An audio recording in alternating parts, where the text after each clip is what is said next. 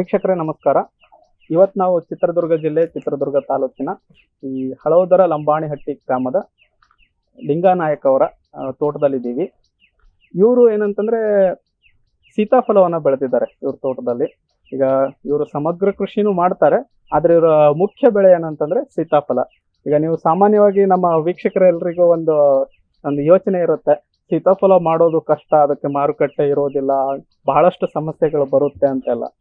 ಇವರು ಯಾವ ರೀತಿ ಆ ಸಮಸ್ಯೆಗಳನ್ನ ಎದುರಿಸಿ ಯಶಸ್ವಿಯಾಗಿ ಈ ಒಂದು ಸೀತಾಫಲವನ್ನ ಬೆಳೀತಿದ್ದಾರೆ ಅನ್ನೋ ಅವರ ಅನುಭವವನ್ನ ಅವ್ರ ಬಾಯಿಂದಾನೆ ಕೇಳೋಣ, ಬನ್ನಿ.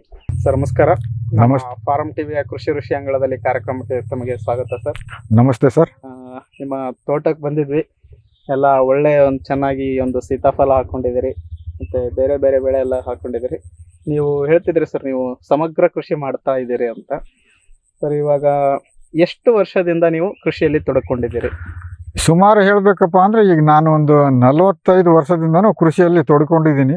ನಂದು ಓದು PUC ಆದ ನಂತರ ಕೃಷಿಯಲ್ಲೇ ನನಗೆ ಇಂಟ್ರೆಸ್ಟ್ ಆಗಿದ್ರಿಂದ ನಾನು ಕೃಷಿಯಲ್ಲಿ ತೊಡಗಿದ್ದು ಮತ್ತೆ ಏನೋ ಚೇಂಜ್ ಆಗಿಲ್ಲ, ಕೃಷಿಯಲ್ಲೇ ಕಂಟಿನ್ಯೂ ಮಾಡ್ಕೊಂತ ಈಗ ಒಂದು 40-45 ವರ್ಷ ಸತತವಾಗಿ ಆಗಿದೆ. ತೋಟ ಟೋಟಲ್ ಈಗ ಎಷ್ಟು ಎಕರೆ ಇದೆ ಸರ್ ಇದು? ನಮ್ ತೋಟ ಇದು ನಾವು ಈಗ ಇರೋದು ಆಲ್ರೆಡಿ 3.5 ಎಕರೆ ಇದೆ. 3.5 ಎಕರೆ. ಯಾವ ಬೆಳೆ ಇದಾವೆ ಸರ್ ಇವಾಗ? ಈಗ ಸಮಗ್ರ ಕೃಷಿ ನಾ ಹೇಳಿರೋದ್ರಿಂದ ಈ ಸಮಗ್ರವಾಗಿನೇ ಇದೆ ನಮ್ದು. ಅದ್ರಲ್ಲಿ ಮೇನ್ ಇರೋದು ನಮ್ದು ಸೀತಾಫಲದಲ್ಲಿ ಅರ್ಕಾಸಹನ ಅಂತ. ಅರ್ಕಾಸಹನ ಮೇನ್ ಇರೋದು, ಮಿಕ್ಕಿದ್ದು ಸ್ವಲ್ಪ ಸೀತಾಫಲದಲ್ಲಿ NMK ಗೋಲ್ಡನ್ ವೆರೈಟಿ ಅಂತ ಒಂದಿಷ್ಟು ಇದೆ. ಆಮೇಲೆ ಬಾಲ್ನಗರ ಇದೆ, ಆಮೇಲೆ ಲಕ್ಷ್ಮಣ ಫಲ, ಈ ತರ ಸೀತಾಫಲದ ಜಾತಿನೂ ಇದ್ದಾವೆ. ಮನೆ ಸಲುವಾಗಿ. ಹೌದೌದು. ಜೊತೆಗೆ ಇವು ಹಣ್ಣಿನ ಗಿಡಗಳು ಒಂದು 20-25 ವೆರೈಟಿಗೂ ಹಣ್ಣಿನ ಗಿಡಗಳು ಅದಾವೆ. ಸಾಂಬಾರ ಪದಾರ್ಥದ ವೆರೈಟಿಗಳು ಅದಾವೆ. ಅದ್ರಲ್ಲಿ ಹೇಳ್ಬೇಕಂದ್ರೆ ಸ್ಪೆಸಿಫಿಕ್ ಆಗಿ butter fruit, egg fruit, milk fruit, water apple, ಲೋಂಗನ್ನು, ಆಪಲ್ಲು, ಕಿತ್ಲೆ, ಮೋಸಂಬಿ, ಅಂಜೂರ, ಇವೆಲ್ಲ ಹಣ್ಣಿನ ಗಿಡಗಳು ಸ್ವಲ್ಪ ಹಾಕೊಂಡಿದ್ವಿ. ಮತ್ತೀಗ ಈ ತೋಟಗಾರಿಕೆ ಬೆಳೆಗಳು ಬಿಟ್ಟು ಬೇರೆ ಮತ್ತೆ ಹೈನುಗಾರಿಕೆ ಅಥವಾ ಕುರಿ ಕೋಳಿ ಅಂತ ಏನಾದ್ರು ಇಟ್ಕೊಂಡಿದ್ದೀರಾ? ಒಳ್ಳೆ ಪ್ರಶ್ನೆ. ಈಗ ಹೈನುಗಾರಿಕೆ ಇತ್ತು, ಸದ್ಯಕ್ಕೆ ಇಲ್ಲ. ನಮಗೆ ಪ್ಯಾಕ್ ಹೌಸ್ ಮನೆಯಲ್ಲೇ ಹೊಲದಲ್ಲೇ ಪ್ಯಾಕ್ ಹೌಸ್ ಇರೋದ್ರಿಂದ ಕುರಿ ಸಾಕಿದೀವಿ. ಆಮೇಲೆ ಮೀನು ಸಾಕಾಣಿಕೆ ಇದೆ, ಆಮೇಲೆ ಜೇನು ಇದೆ, ಆಮೇಲೆ ಎರೆಹುಳ, ಇವೆಲ್ಲ ಉಪಕಸವಾಗಿ ಮಾಡ್ಕೊಂತ ಇದೀವಿ. ಆಮೇಲೆ ಸೊಸೆ ನರ್ಸರಿನೂ ಮಾಡಿದೀವಿ, ಹಣ್ಣಿಂದು, ಆಮೇಲೆ ಬೇರೆ ಬೇರೆ ಸಾಂಬಾರ ಪದಾರ್ಥದ ನರ್ಸರಿಗಳು ರೈತರು ಕೇಳ್ತಿರ್ತಾರ, ಅವರಿಗೆ ಕೊಟ್ಟು. ಈಗ ನೀವು ನಿಮ್ಮ ಮುಖ್ಯ ಬೆಳೆ ನಿಮ್ಮ ತೋಟದಲ್ಲಿ ಸೀತಾಫಲ ಅಂತ ಹೇಳಿದ್ರಿ. ಹೌದೌದು. ಅದರಲ್ಲೂ ಏನಂತಾರೆ ವಿಶಿಷ್ಟವಾಗಿ ಅರ್ಕಾಸಹನ ತಳಿ, ನಮ್ಮ ಒಂದು ಭಾರತೀಯ ತೋಟಗಾರಿಕಾ ಸಂಶೋಧನಾ ಸಂಸ್ಥೆಯವರು ಒಂದು ಇದು ರಿಲೀಸ್ ಮಾಡಿರುವಂತ ವೆರೈಟಿ ಇದು ಅರ್ಕಾಸಹನ. ಬಟ್ ಅದ್ರ ಜೊತೆಗೆ ನೀವು ಬಾಲ್ನಗರು ಮತ್ತೆ NMK ಗೋಲ್ಡ್ ಎರಡು ಹಾಕೊಂಡಿದ್ದೀರಿ ಅಂತ ಹೇಳಿದ್ರೆ, ಜಾಸ್ತಿ ಇರೋದು ಅರ್ಕಾಸಹನ. ಈಗ ನೀವೇ ಇದು ಹೇಳ್ತಿದ್ರಿ ಸರ್, 3 ತಳಿ ಇದಾವೆ, 3 ತಳಿಯಲ್ಲಿ ಇದನ್ನ ಜಾಸ್ತಿ ಹಾಕೊಂಡಿದ್ದೀರಿ ಅಂತ. ಯಾಕೆ ಸರ್? ಅಂದ್ರೆ ಈ ತಳಿಯ ವಿಶಿಷ್ಟತೆ ಏನು, ಆ 2ರಲ್ಲಿ ಇರದೇ ಇರೋವಂಥದ್ದು ಇದ್ರಲ್ಲಿ ಏನಿದೆ ಅಂತದ್ದು ಅಂತ. ಈಗ ಒಳ್ಳೆ ಪ್ರಶ್ನೆ ಇದು. ಈಗ ನಾನು ಈಗ ಇದ್ರ ಬಗ್ಗೆ ರಿಸರ್ಚ್ ಮೊದಲೇ ಮಾಡ್ತಾ ಹೋದಾಗ ನನಗೆ ಒಂದು ಸಿಕ್ಕಿದ್ದು ಇದು ಸೀತಾಫಲ. ಈಗ ನಮ್ದು ಇದಕ್ಕಿಂತ ಮುಂಚೆ ಹೇಳ್ಬೇಕಪ್ಪ ಅಂದ್ರೆ ಒಂದು ಬೋರ್ ಇತ್ತು, ಅಡಿಕೆ ಹಾಕಿದ್ವಿ ನಾವು. ನಮ್ದು ಬಯಲ್ಸೀಮೆ ಇರೋದ್ರಿಂದ ಇಲ್ಲಿ ಸತತವಾಗಿ ಬೋರ್ವೆಲ್ ಅಲ್ಲಿ ನೀರು ಬರಲ್ಲ. ಹಾಗಾಗಿ ಅವಾಗ ಬೋರ್ವೆಲ್ ಒಣಗಿ ಹೋಗಿ ಆದ್ಮೇಲೆ ತೋಟ ಏನಾದ್ರು ಒಂದು ಮಾಡ್ಬೇಕಂತ ಒಂದು ಚಿಂತನೆಯಲ್ಲಿದ್ದಾಗ ಒಂದು ಆರ್ಟಿಕಲ್ ಬಂದಿತ್ತು. ಆವಾಗ ಸೀತಾಫಲ ಇದು ಕಡಿಮೆ ನೀರಿನಲ್ಲಿ ಬೆಳ್ಕೋಬಹುದು. ಇನ್ನೊಂದೇನಪ್ಪಾ ಅಂದ್ರೆ, ಈಗ ಬೋರ್ವೆಲ್ ನಾನು ತೆಗಿಸ್ಲಿಕ್ಕೆ ದುಡ್ಡಿದ್ದಿಲ್ಲ ಅವಾಗ ನನ್ನ ಹತ್ರ. ಏನಾದ್ರು ಒಂದು ಮಾಡ್ಬೇಕಂತ ಒಂದು ಒಂದು ಛಲ ಇತ್ತು ಅವಾಗ ಒಂದು ಆರ್ಟಿಕಲ್ ಅಡ್ರೆಸ್ ಬಿಜಾಪುರ, ಅಲ್ಲಿ ಒಬ್ರು ಬೆಳಿತಿದ್ರು. ಅಲ್ಲಿ ನೋಡ್ಕೊಂಡು ಸುಮಾರು 4-5 ವರ್ಷ ಇದ್ರ ಬಗ್ಗೆ ರಿಸರ್ಚ್ ಮಾಡಿ ಈ ಸೀತಾಫಲ ಅರ್ಕಾಸಹನನೇ ಬೆಳೆದೆ ನಾನು. ಇದನ್ನೇ ಯಾಕೆ ಬೆಳೆದೆಪ್ಪ ಅಂದ್ರೆ, ಇದು ಬೀಜ ಕಡಿಮೆ ಇರುತ್ತೆ, ಕೀಪಿಂಗ್ ಕ್ವಾಲಿಟಿ ಜಾಸ್ತಿ ಇರುತ್ತೆ. ಇದು ಸೀತಾಫಲದ್ದು ಡಿಸ್ಅಡ್ವಾಂಟೇಜ್ ಏನಪ್ಪಾ ಅಂದ್ರೆ, ಅದು ಕೀಪಿಂಗ್ ಕ್ವಾಲಿಟಿನೇ ಇಲ್ಲ. ಯಾವುದೇ ಸೀತಾಫಲ ತಗೊಳ್ರಿ, ಇವಾಗ ರೈತರಿಗೂ ಲಾಸು, ಮಾರ್ಕೆಟ್ ನ ಮಾಡೋರಿಗೂ ಲಾಸು. ಇವತ್ತು ಕಿತ್ತು 2 ದಿವಸ 3 ದಿವಸ ಅಷ್ಟೇ ಕೀಪಿಂಗ್ ಕ್ವಾಲಿಟಿ, ನಾಟಿ ಸೀತಾಫಲ ಬೇರೆ ಸೀತಾಫಲ. ಬಟ್ ಇದು ಈ ಸೀತಾಫಲ ಐತಲ್ಲ ಇದು ಆ ತರ ಅಲ್ಲ. ಈಗ ಹದಗಾಯಿ ಕಿತ್ತ ಮೇಲೆ 1 ವಾರ ತನಕನೂ ಹಣ್ಣಾಗಲ್ಲ ಅದು. ಆಮೇಲೆ ಹಣ್ಣಾಗಿ ಮತ್ತಿನ್ನೊಂದು ಎಕ್ಸಸ್ ಹಣ್ಣು ಇನ್ನೊಂದು ವಾರ ಇಡ್ಬೋದು ಅದನ್ನ. ಅಲ್ಲೇ ತನಕನೂ ಅದು ಬೀಟ್ ಬರಲ್ಲ. ಆಮೇಲೆ ಅದು ಏನೇನು ಆಗಲ್ಲ, ಹಂಗೆ ಇರುತ್ತೆ, ಕಲರು ಚೇಂಜ್ ಆಗಲ್ಲ. ಅದಕ್ಕೆ ನಾನು ಈ ಸೀತಾಫಲ ತಗೊಂಡಿದ್ದು, ಆಯ್ಕೆ ಮಾಡಿದ್ದು. ಕೀಪಿಂಗ್ ಕ್ವಾಲಿಟಿ ಅಥವಾ ಜಾಸ್ತಿನ ಇಡಬಹುದು ಅಂತ ಹೌದೌದು ಆಯ್ಕೆ ಮಾಡಿದ್ವಿ ಸರ್. ಇವಾಗ ನೀವು ಹೇಳಿದ್ರಿ ನೀವು ಅರ್ಕ ಸಹನಾನೇ ಒಂದು ಮುಖ್ಯ ತಳಿಯಾಗಿ ನೀವು ಈ ಸೀತಾಫಲವನ್ನು ಹಾಕೊಂಡಿದ್ದೀರಿ ಅಂತ. ಈಗ ನಾನು ಕೇಳ್ಪಟ್ಟೆ ಸರ್, ಅರ್ಕ ಸಹನ ಏನಂತಂದ್ರೆ ಒಂದು ಅದರಲ್ಲಿ ಈ ಸೆಲ್ಫ್ ಅಂತಂದ್ರೆ ಸ್ವಯಂ ಏನಂತಾರೆ ನಾವು ಪರಾಗಸ್ಪರ್ಶ ಆಗೋದಿಲ್ಲ ಅದರಲ್ಲಿ. ಬೇರೆ ಈಗ ತಳಿಗಳಾಯ್ತು ಬೇರೆ ಹಣ್ಣುಗಳು ಆದಂಗೆ ಇದಕ್ಕೆ ಕೃತಕ ಪರಾಗಸ್ಪರ್ಶ ಮಾಡ್ಬೇಕಾಗುತ್ತೆ ಅಂತ ಹೇಳ್ತಾರೆ. ಅಂದ್ರೆ ಇದನ್ನ ನೀವು ಯಾವ ರೀತಿ ಇದು ಮಾಡ್ತಿದ್ದೀರಿ, ನಿರ್ವಹಣೆ ಮಾಡ್ತಿದ್ದೀರಿ ಅಂತ? ಈಗ ಸೆಲ್ಫ್ ಪಾಲಿನೇಷನ್ ಇದಕ್ಕೆ ಆಗಲ್ಲ. ಯಾಕೆ ಆಗಲ್ಲಪ್ಪ ಅಂದ್ರೆ ಅದೊಂದು ಪಾಯಿಂಟ್ ಹೇಳ್ತೀನಿ. ಇದು ಹೂವು ಮತ್ತು ಎಲೆ ಒಂದೇ ಕಲರ್ ಇರೋದ್ರಿಂದ ಈ ಹೂವಿಗೆ ಜೇನಿನ ದುಂಬಿ ಅಟ್ರಾಕ್ಷನ್ ಆಗಲ್ಲ. ಯಾಕೆ ಆಗಲ್ಲಪ್ಪ ಅಂದ್ರೆ ಅದು ಒಂದು ಹೂವು ಅಟ್ರಾಕ್ಷನ್ ಇರಲ್ಲ ಅದು. ಅದಕ್ಕೆ ಅದು ಏನಾಗುತ್ತೆ, ಹೂವು ದುಂಬಿ ವಿಕರ್ಷಣೆ ಆಗುತ್ತೆ, ಎಲೆ ಅಂತ ತಿಳ್ಕೊಂಡು ಅದ್ರ ಮೇಲೆ ಬರಲ್ಲ. ಅದಕ್ಕೋಸ್ಕರ ನಾವು ಏನ್ ಮಾಡ್ತೀವಿ ಅಂದ್ರೆ ಇದನ್ನ ಆರ್ಟಿಫಿಷಿಯಲ್ ಪಾಲಿನೇಷನ್ ಮಾಡ್ತೀವಿ. ಅದು ಟೈಮಿಂಗ್ಸ್ ಅಂದ್ರೆ ಬೆಳಗ್ಗೆ 6ರಿಂದ 9:30 ಒಳಗೆ ಅದನ್ನ ಮಾಡಿ ಮುಗಿಸ್ಬೇಕು. ಆಮೇಲೆ ಮಾಡಿದ್ರೆ ಸಕ್ಸಸ್ ರೇಟ್ ಕಡಿಮೆ. ಈಗ ಆರ್ಟಿಫಿಷಿಯಲ್ ಪಾಲಿನೇಷನ್ ಮಾಡೋದಕ್ಕೆ ನಿಮಗೆ ಬೇರೆ ತಳಿದು ಈ ಪರಾಗರೇಣುಗಳು ಏನ್ ಪೊಲೆನ್ ಗ್ರೇನ್ಸ್ ಅಂತ ಅದ್ರ ಸಲುವಾಗಿ ಅಂತ ನೀವು ಈಗ NMK ಗೋಲ್ಡ್ ಮತ್ತೆ ಬಾಲ್ನಗರ್ ತಳಿ ಗಿಡಗಳು ಹಾಕೊಂಡಿದ್ದೀರಿ? ಇಲ್ಲ, NMK ಗೋಲ್ಡ್ ಇದಕ್ಕೆ ಬರಲ್ಲ. ಇದಕ್ಕೆ ಏನಪ್ಪಾ ಅಂದ್ರೆ ಬಾಲ್ನಗರದೇ ಬೇಕು. ಅದು ಮೇಲು, ಇದು ಫಿಮೇಲು. ಅದರದ್ದು ಪೌಡರ್ ನಾವು ತಕೊಂಡು ಒಂದು ಪಾಯಿಂಟ್ ಬ್ರಷ್ ಇರುತ್ತೆ, ಕ್ಯಾಮಲ್ ಬ್ರಷ್, ಅದು ಏನಾದ್ರೂ ಯೂಸ್ ಮಾಡಬಹುದು. ಇಲ್ಲ ಅಂದ್ರೆ ಈಗ ಇನ್ಸುಲಿನ್ ಸಿರಿಂಜ್ ಇರುತ್ತೆ, ಅದ್ರ ನಾವು ಪೌಡರ್ ಹಾಕೊಂಡು ಅದನ್ನಾರು ಮಾಡ್ಬೋದು. ನಾವೀಗ ಸದ್ಯಕ್ಕೆ ಪಾಯಿಂಟ್ ಬ್ರಷ್ ಇಂದಾನೆ ಮಾಡ್ತಾ ಇದೀವಿ. ಸ್ಕಿಲ್ ಲೇಬರ್ಗಳು ಇದಾರೆ, ಅದು ಬೇರೆ ಹೊಸಬ್ರು ಲೇಬರ್ ಆ ಥರ ಮಾಡಲ್ಲ. ಅವರು ರೆಗ್ಯುಲರ್ ಆಗಿ ಬರ್ತಾರೆ ನಮಗೆ. ಡೈಲಿ ಬೆಳಗ್ಗೆ 6 ಗಂಟೆಗೆ ಬರ್ತಾರೆ, 9-10 ಗಂಟೆಗೆ ಇದು ಕೆಲಸ ಮುಗೀತದೆ. ನೀವು ಹೇಳಿದ್ರಿ ಸರ್, ಈಗ ಇದು ನಿಮ್ದು 3 ಎಕರೆ ಇದೆ ಅಂತ. 3.5 ಎಕರೆ ಇದೆ ಅಂತ. ಈಗ 3.5 ಎಕರೆಗೆ ಎಷ್ಟು ಜನ ಲೇಬರ್ ಬೇಕಾಗ್ತಾರೆ ಈ ಒಂದು ಪಾಲಿನೇಷನ್ ಮಾಡೋದಕ್ಕೆ? ಆಮೇಲೆ ಎಷ್ಟು ಖರ್ಚು ಬರುತ್ತೆ ಸರ್? ಎಷ್ಟು ದಿನದವರೆಗೂ ಪಾಲಿನೇಷನ್ ಮಾಡ್ಬೇಕಾಗುತ್ತೆ? ಈಗ ನಾವು ಈ ವರ್ಷ 2 ಎಕರೆಗೆ ಮಾಡಿದೀವಿ. ಈಗ 2 ಎಕರೆಗೆ ನಮಗೆ ಡೈಲಿ 3 ಜನ ಲೇಬರ್ಸ್ಗೂ ಡೈಲಿ ಬರ್ತಾರೆ, 3 ಜನ.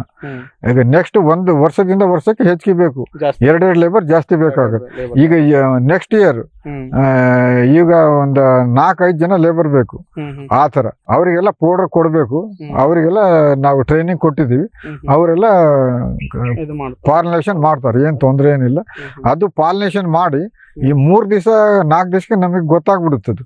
ಪಾಲಿನೇಷನ್ ಮಾಡಿದ್ರೆ ಒಳ್ಳೆ ಕೂಲ್ಡ್ ವಾತಾವರಣ ಇರಬೇಕು, ಆದ್ರೆ ಮಾತ್ರ ಚೆನ್ನಾಗಿ ಸಕ್ಸಸ್ ರೇಟ್ ಚೆನ್ನಾಗಿರುತ್ತೆ. ಇಲ್ಲ ಅಂದ್ರೆ ಸ್ವಲ್ಪ ಒಂದು 10% ಫೇಲ್ಯೂರ್ ಆಗೋ ಚಾನ್ಸ್ ಇರುತ್ತೆ. ಈಗ ನೀವು ಅದು ಗುರುತು ಹೆಂಗ್ ಹಿಡಿತೀರಿ ಸರ್? ಈಗ ಇದು ಕರೆಕ್ಟ್ ಆಗಿ ಪಾಲಿನೇಷನ್ ಆಗಿದೆ? ಪಾಲಿನೇಷನ್ ಹೆಂಗಪ್ಪ ಅಂದ್ರೆ ಅದು ಇವತ್ತು ಅರಳಿರೋ ಹೂವು ಅದು ನಮಗೆ ಗೊತ್ತಾಗುತ್ತೆ. ಮತ್ತೆ ಇವತ್ತು ಹೂವು ನಾಳೆ ಆಲೆ ಅದು ದಳ ಏನಾಗುತ್ತೆ, ಸ್ವಲ್ಪ ಡಲ್ ಇರುತ್ತೆ, ಅವಾಗ ನಮಗೆ ಗೊತ್ತಾಗಿರುತ್ತೆ. ಆ ಹೂವಿಗೆ ನಾವು ಮಾಡಕ್ ಹೋಗಲ್ಲ, ನಿನ್ನೆ ಆಗಿದೆ ಇದು. ಮತ್ತೆ ಹೊಸದಾಗಿ ಅರಳುತ್ತಲ್ಲ ನಾಳೆ, ಅದನ್ನ ಮಾತ್ರ ನಾವು ಪೌಡರ್ ಸೇರಿಸ್ಬೇಕು ಅದಕ್ಕೆ. ಆ ತರ ಯಾಕಂತಂದ್ರೆ ಟ್ಯಾಗ್ ಏನಾರ ಕಟ್ಟಲ್ಲ, ನಮಗ್ ಗೊತ್ತಾಗುತ್ತೆ. ಅದು ಇವತ್ತು ಪಾಲಿನೇಷನ್ ಮಾಡಿದ್ದು 3 ದಿನ ಕಾಲ ಅದು ಒಂಥರ ಜೋಳದ ಕಾಳು ತರ ಅಲ್ಲೇ ಗುಳ್ಳಿ ಆಗಿರುತ್ತೆ, ಸಣ್ಣ ಗುಳ್ಳಿ ತರ ನಮಗ್ ಕಾಣುತ್ತೆ. 1 ವಾರ ಕಾಲ ಅಲ್ಲೇ ಗೋಲಿ ಬಂದ್ಬಿಡುತ್ತೆ. ಆ ತರ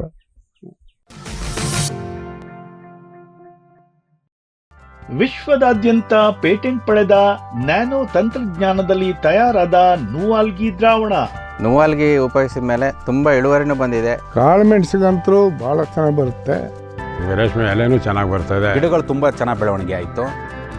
ಯಾವುದೇ ರಾಸಾಯನಿಕ ಅಥವಾ ವಿಶೇಷ ಗೊಬ್ಬರಗಳ ಗೊಡವೆ ಇಲ್ಲದೆ ಎಲ್ಲ ಬೆಳೆಗಳಲ್ಲಿ ಉತ್ತಮ ಗುಣಮಟ್ಟದ ಅಧಿಕ ಫಸಲನ್ನು ಪಡೆಯಿರಿ.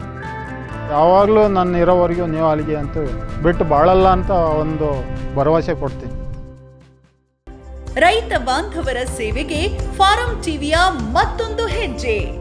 ಅತ್ಯುತ್ತಮ ಲ್ಯಾಬ್ ಮತ್ತು ನರ್ಸರಿಯ ಟಿಶ್ಯೂ ಕಲ್ಚರ್ ಮತ್ತು ಬೀಜ ಗಿಡಗಳು, ಗುಗಳೆ ಬಯೋಟೆಕ್ನ ಜಿನಿನ್ ಮತ್ತು ಏಲಕ್ಕಿ ಬಾಳೆ ಟಿಸಿ ಗಿಡಗಳು, ರೋಗರಹಿತ ದಾಳಿಂಬೆ ಮತ್ತು ಶೀಘ್ರ ಬೆಳೆಯುವ ತೇಗದ ಟಿಶ್ಯೂ ಕಲ್ಚರ್ ಗಿಡಗಳು, Taiwan red lady hybrid F1 ಮತ್ತು ನಂಬರ್ 15 ಪಪಾಯ ಬೀಜ ಗಿಡಗಳು. ಹಿಂದೆ ಕರೆ ಮಾಡಿ ಗಿಡ ಕಾಯ್ದಿರಿಸಿ. ಫ್ಯೂಚರ್ ಬಯೋಟೆಕ್ ಸಾವಯವ ಕೃಷಿಯ ವೇಗವರ್ಧಕ. ಪೋಷಕಾಂಶ ಪೂರೈಕೆಗೆ NPK ಕಲ್ಚರ್, ವ್ಯಾಮ್, PSP ಮತ್ತು KMB. ಜೈವಿಕ ರೋಗ ಕೀಟ ನಿಯಂತ್ರಣಕ್ಕೆ ಟ್ರೈಕೋಡರ್ಮಾ, ಸೂಡೋಮೊನಾಸ್. ಸಾವಯವ ಗೊಬ್ಬರ ಉತ್ಪಾದನೆಗೆ ಕಾಂಪೋಸ್ಟ್ ಕಲ್ಚರ್.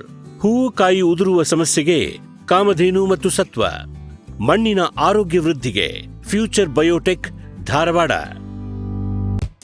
ಶ್ರಮಜೀವಿ ಫಾರ್ಮ್ ಟಿವಿಯಿಂದ ಜಸ್ಟ್ ಸೀಡ್ಸ್, ಕೈತೋಟ, ಸ್ವಂತಕ್ಕೆ ಬೆಳೆ ಮತ್ತು ತಾರಸಿ ತೋಟಗಳಿಗೆ ತರಕಾರಿ ಮತ್ತು ಹೂ ಬೀಜಗಳು. IIHR ಮತ್ತು ತೋಟಗಾರಿಕೆ ವಿಶ್ವವಿದ್ಯಾಲಯದ ಅಧಿಕ ಇಳುವರಿಯ ಸುಧಾರಿತ ತಳಿ ಹಾಗೂ ಹೈಬ್ರಿಡ್ ಬೀಜಗಳು. 50 ರೂಪಾಯಿ ಚಿಕ್ಕ ಪ್ಯಾಕೆಟ್ನಲ್ಲಿ. UPI ಮೂಲಕ ಹಣ ಪಾವತಿಸಿದರೆ ಅಂಚೆ ಮೂಲಕ ಬೀಜ ನಿಮ್ಮ ಮನೆ ಬಾಗಿಲಿಗೆ. ಅಧಿಕೃತ ತಳಿಗಳ ನಿಜ ಬೀಜಗಳು. ಫಾರ್ಮ್ ಟಿವಿಯ ಮೊಳಕೆ ಗ್ಯಾರಂಟಿ. Just seeds.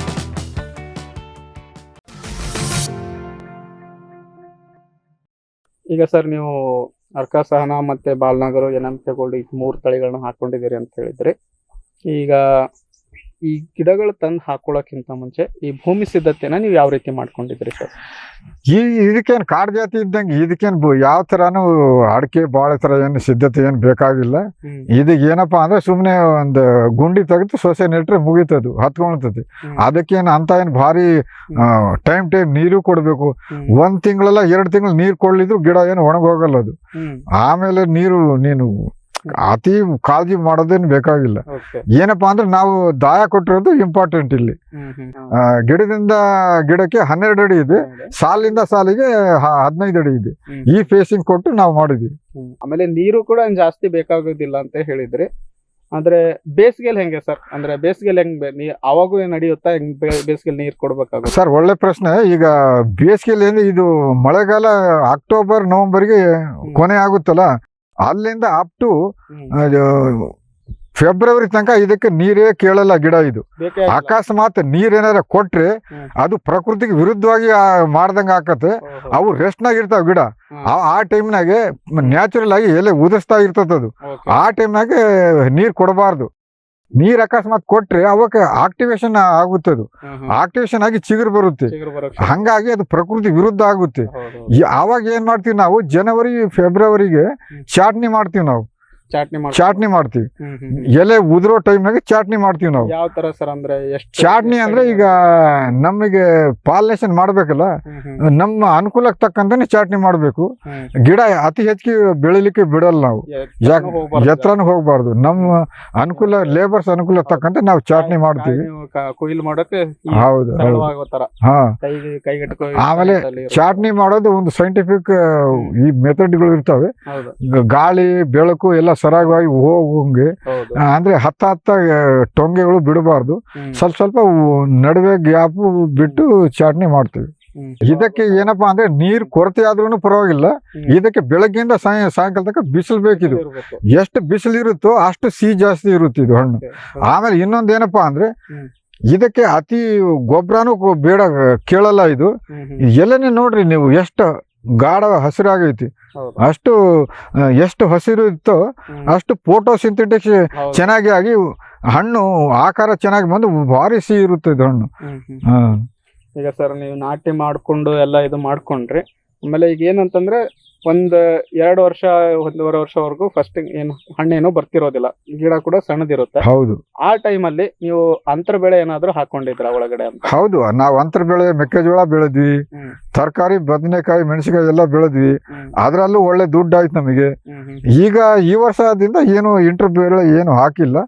ಸ್ವಲ್ಪ ಗ್ಯಾಪ್ ಇರೋದ್ರಿಂದ ನಾವು ಇದು ಸೀಬೆ ಬಂದಷ್ಟು ಬರ್ಲಿ ಅಂತ ಹಾಕಿದೀವಿ. ಯಾವ ತಳಿ ಹಾಕಿದ್ರಿ ಸರ್ ಸೀಬೆ? ತೈವಾನ್ ವೈಟ್ ಇದು.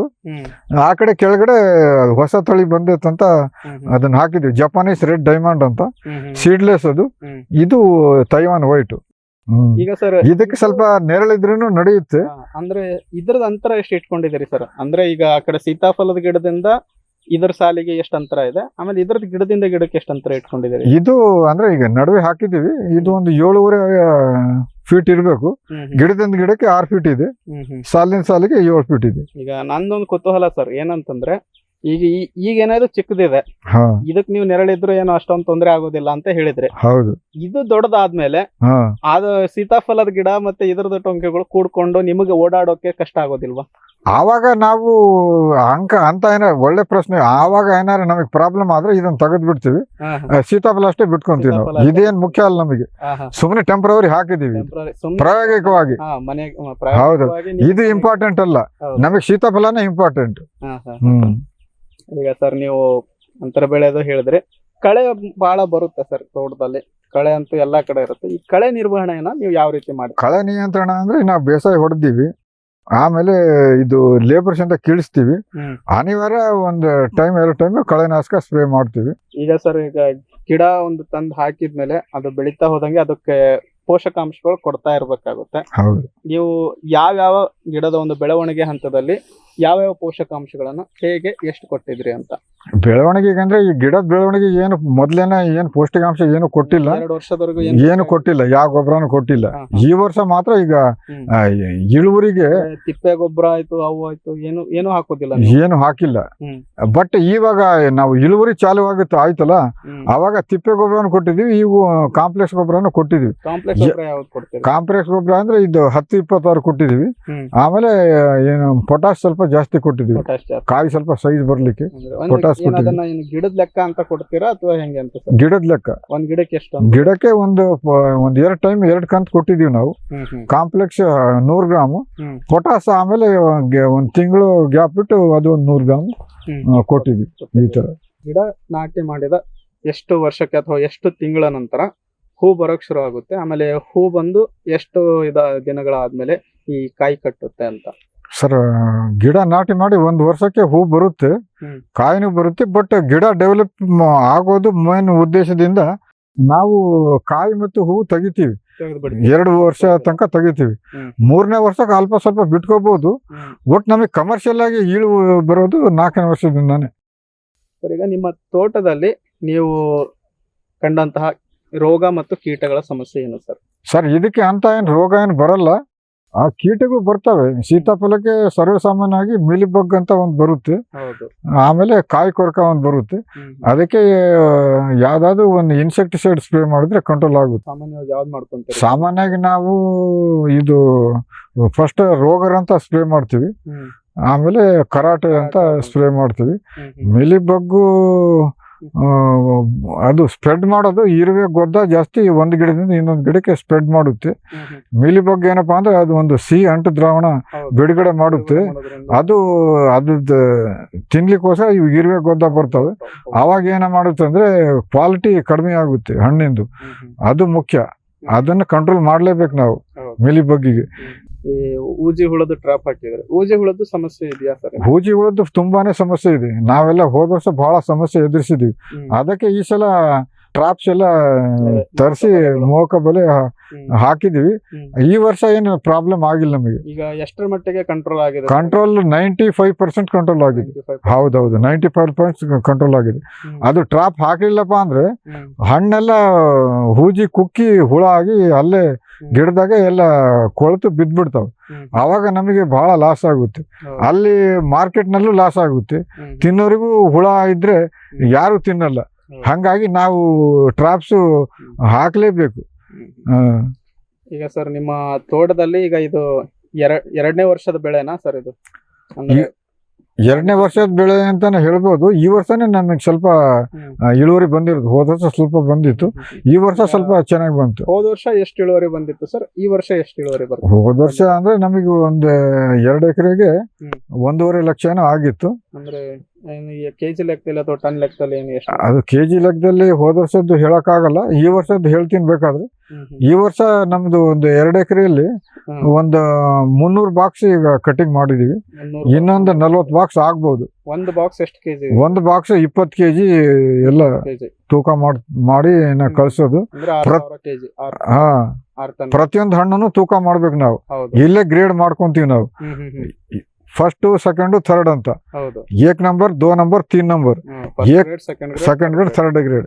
ಫಸ್ಟ್ ಗ್ರೇಡ್ ಎಬವ್ 300 ಗ್ರಾಮ್ ಅಂದ್ರೆ 1 kg ತನಕನೂ ಬಂದಾವ್. 300 ಗ್ರಾಮ್ಗಿಂತ ಮೇಲ್ಪಟ್ಟಿರ್ಬೇಕು. ಹೌದು, 300 ಗ್ರಾಮಿಂದ ಮೇಲ್ಪಟ್ಟೆ ಫಸ್ಟ್ ಗ್ರೇಡ್. 1 kg ತನಕನೂ ಬಂದಾವ್. 300 ಮತ್ತು 200 ನಡುವೆ ಇರೋದು ಸೆಕೆಂಡ್ ಗ್ರೇಡ್. ಆಮೇಲೆ 200 ಕೆಳಗಡೆ ಇರೋದು ಥರ್ಡ್ ಗ್ರೇಡ್. ಈಗ ಥರ್ಡ್ ಗ್ರೇಡ್ಗೂ ಆಗೋದಿಲ್ಲ ಅಂತ ಅನ್ನೋವಂಥದ್ದು ಯಾವ್ದು ಬರ್ಲಿಲ್ಲ. ಥರ್ಡ್ ಗ್ರೇಡ್ ಅಂದ್ರೆ ಹೆಚ್ಚಿಗೆ ಏನ್ ಬರಲ್ಲ ನಮ್ದು, ಸೆಕೆಂಡ್ ಗ್ರೇಡ್ ಜಾಸ್ತಿ. ಯಾಕಂದ್ರೆ ಎಲ್ಲ ಪೌಷ್ಟಿಕಾಂಶ ಕೊಡೋದ್ರಿಂದ ಇವು ಅರ್ಕಾಸಾನ ಎಲ್ಲ ಸೈಜ್ ಬಂದ್ಬಿಡ್ತಾವ. ಈಗ ಮಾರ್ಕೆಟ್ ನಲ್ಲಿ ಹೆಂಗಪ್ಪ ಅಂದ್ರೆ ಈಗ ಸೈಜ್ ಇರೋದನ್ನೇ ಹೆಚ್ಚಿಗೆ ಅಪೇಕ್ಷೆ, ಡಿಮ್ಯಾಂಡ್ ಜಾಸ್ತಿ. ಒಳ್ಳೆ ರೇಟ್ ಸಿಗ್ತಾ ಇರೋದು ಎಲ್ಲ. ಏನ್ ರೇಟ್ ಸಿಗ್ತದೆ ಸರ್? ಯಾವ ಬೆಲೆ ನಮಗ್ ಸಿಗ್ತಾ ಇರೋದು ಎಲ್ಲ ಫಸ್ಟ್ ಗ್ರೇಡ್ 190, ಸೆಕೆಂಡ್ ಗ್ರೇಡ್ 150, 150. ಹೌದು, ಗ್ರೇಡಿಗೆ 190, ಎರಡನೇ ಗ್ರೇಡಿಗೆ 150, ಮೂರನೇ ಗ್ರೇಡಿಗೆ ನಮಗೆ 40, 50 ಹಿಂಗ್ ಸಿಗ್ತಾ ಇದೆ. ಸಿಗುತ್ತೆ. ಹೌದು.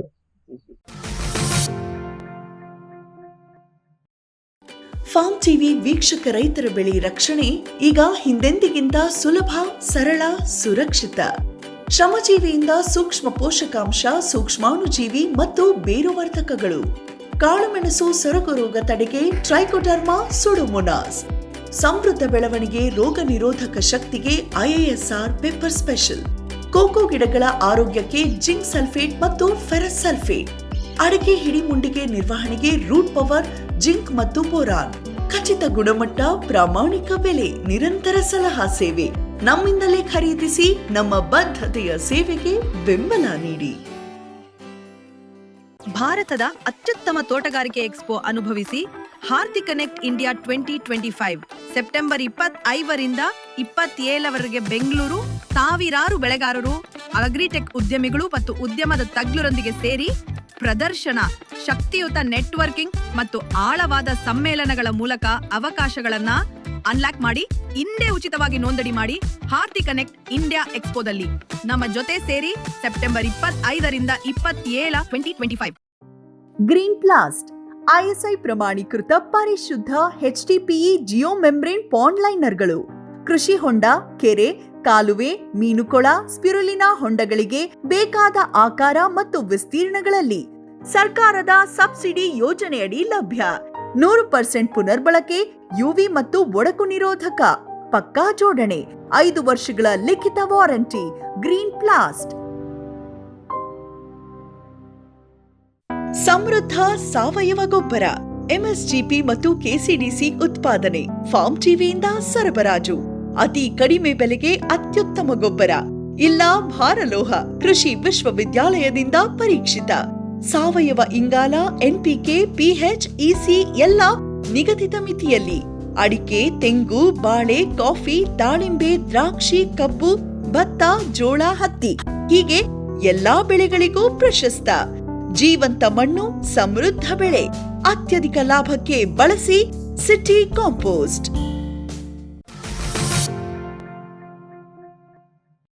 ಈಗ ನೀವು ಹೇಳಿದ್ರು ಸರ್, ಈಗಾಗಲೇ ಒಂದು 4 ಕಟಾವ್ ಮಾಡಿದಿರಿ ಅಂತ. ಹೌದು. ಈಗ ಆ 4 ಕಟಾವಿಗೆ ಅಷ್ಟೊಂದು ರೇಟ್ ಸಿಕ್ಕಿದೆ. ಒಂದು ಬೆಳೆ ಈಗ ಒಂದು ವರ್ಷದಲ್ಲಿ ಎಷ್ಟು ಸಲ ಕಟಾವ್ ಮಾಡಬಹುದು ಸರ್? ಒಂದು ವರ್ಷದಲ್ಲಿ ಅಂತಂದ್ರೆ ಅರ್ಕಾಸಹನ ಹೆಂಗಂತಂದ್ರೆ ನಾವು ಕೃತಕ ಒಂದು ಪರಾಗಸ್ಪರ್ಶ ಮಾಡೋದ್ರಿಂದ ಈಗ ಬೇರೆ ತಳಿಗಳ ತರ ಒಂದೇ ಸಲ ಬರೋದಿಲ್ಲ. ಒಂದು ಬ್ಯಾಚ್ ಅಲ್ಲಿ ಬರುತ್ತೆ, first batch, second batch, third batch ಅಂತ ಹಿಂಗೆ. ಎಷ್ಟು ಸಲ ಇದು ಮಾಡ್ಕೊಂತೀರಿ ನೀವು ಅಂತ?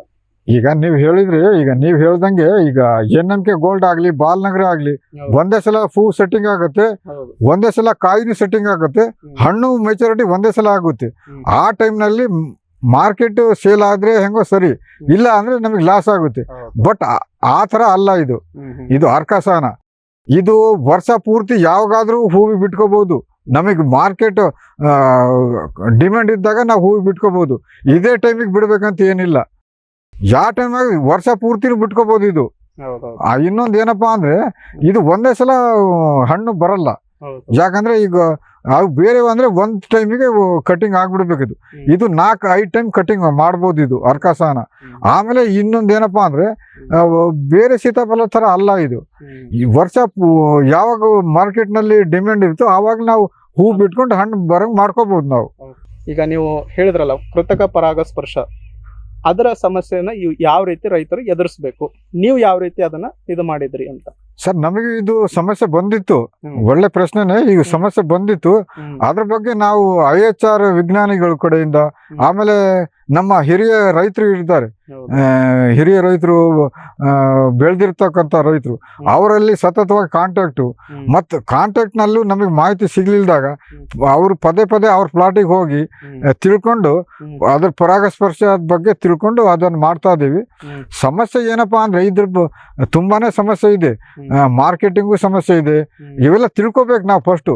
ನಾವು ಸೊಸೆ ಹಾಕೋದ್ಕಿಂತ ಮುಂಚೆನೆ ಇದ್ರ ಬಗ್ಗೆ ಸುಮಾರು ನಾವು ಸತತವಾಗಿ 3 ರಿಂದ 4 ವರ್ಷ ಇದ್ರ ಬಗ್ಗೆ ನಾವು ತಿಳ್ಕೊಂಡೇ ಹಾಕಿರೋದು.